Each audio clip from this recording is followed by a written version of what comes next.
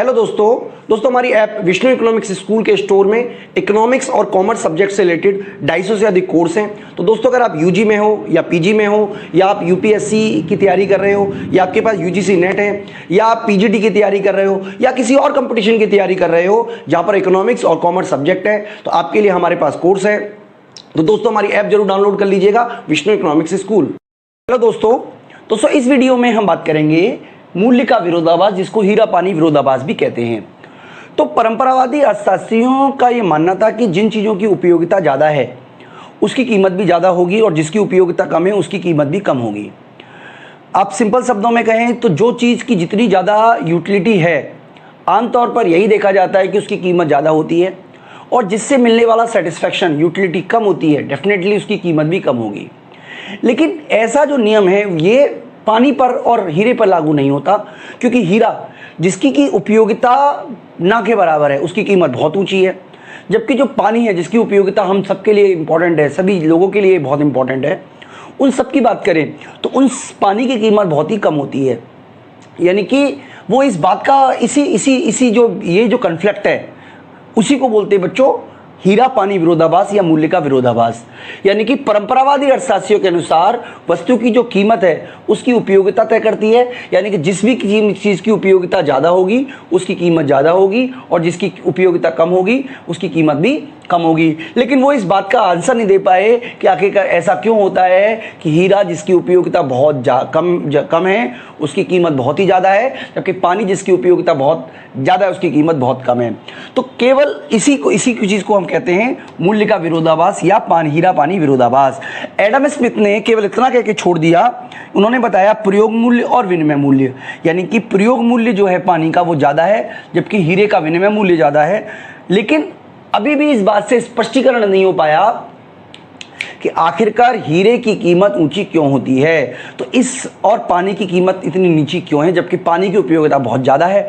तो इस बात का आंसर देने का काम जो है वो नव प्रतिष्ठावादी अर्थशास्त्रियों ने किया, और उसका आधार जो उन्होंने बताया वो सीमांत उपयोगिता नियम बताया। तो बच्चों सीमांत उपयोगिता नियम के ऊपर हम ऑलरेडी कई सारी वीडियो बना चुके हैं जो कि आपको हमारी ऐप विष्णु इकोनॉमिक्स स्कूल में मिलेंगी। तो दोस्तों मैं आपको बता देता हूं कि हमने UG, PG, UGC NET, PGT economics तमाम तरीके के जो कोर्सेज़ हैं वो हमने बनाए हुए हैं। आपको ये सारे के सारे कोर्सेज़ हमारी ऐप में मिलेंगे, वहाँ पे आपको पीडीएफ नोट्स, टेस्ट सीरीज़ मिलेगी। इसके अलावा अगर आपको हमारी डेमो वीडियो देखनी है तो वो भी वहाँ पे अवेलेबल है। इसके अलावा प्लेलिस्ट में भी आप हमारी काफ़ी सारी वीडियो को चेक कर सकते हैं, काफ़ी सारी वीडियो का हमने प्लेलिस्ट ऑलरेडी बना रखा है।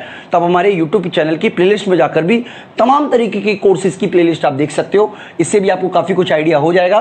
तो बच्चों मैं आपको बता रहा था कि हमने ऑलरेडी सीमांत उपयोगिता हास नियम बताया है, जो बताता है कि जैसे जैसे उपभोक्ता एक वस्तु का उपभोग करता है उससे मिलने वाली जो सीमांत उपयोगिता है वो कम होती चली जाती है। यानी कि पानी जो है वो बहुत बड़ी मात्रा में उपलब्ध है, प्रचुर मात्रा में उपलब्ध है, इसलिए पानी की सीमांत उपयोगिता कम है। यानी कि हीरा जो है वो क्योंकि दुर्लभ है, सीमित है, अपर्याप्त मात्रा में है, इसीलिए हीरा महंगा है। यानी कि किसी वस्तु की कीमत उसकी कुल उपयोगिता डिसाइड नहीं करती है बल्कि सीमांत उपयोगिता डिसाइड करती है। इस बात को आप एमसीक्यू पॉइंट ऑफ व्यू से याद रखिएगा।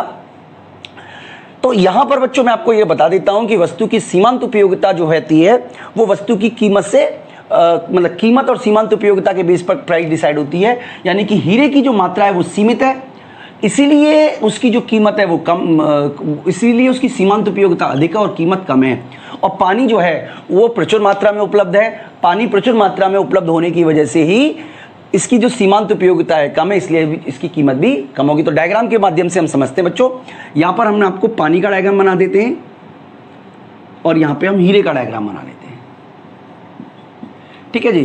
क्योंकि पानी जो है वो प्रचुर मात्रा में उपलब्ध है इसलिए उसका सप्लाई कर्व इस तरीके का बना लेते हैं, और हीरा दुर्लभ है इसलिए उसका डायग्राम इस तरीके का बना लेते हैं, ठीक है बच्चों।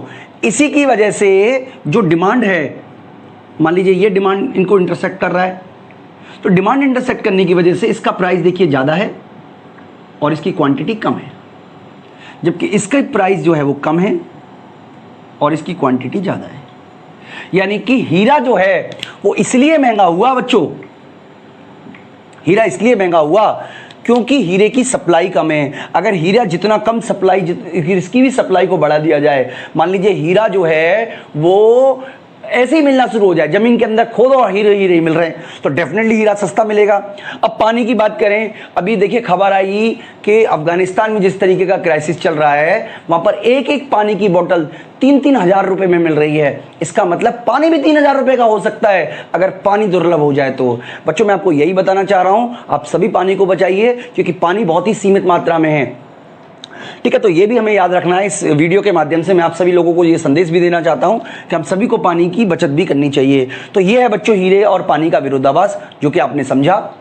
तो बच्चों साइड स्क्रीन पे आप एक न्यूमेरिक एक क्वेश्चन देख पा रहे होंगे जिसमें लिखा हुआ है कि पानी की तुलना में हीरे की सीमांत उपयोगिता ऊंची होती है, कम होती है, शून्य होती है, उपयुक्त सभी संभव हैं।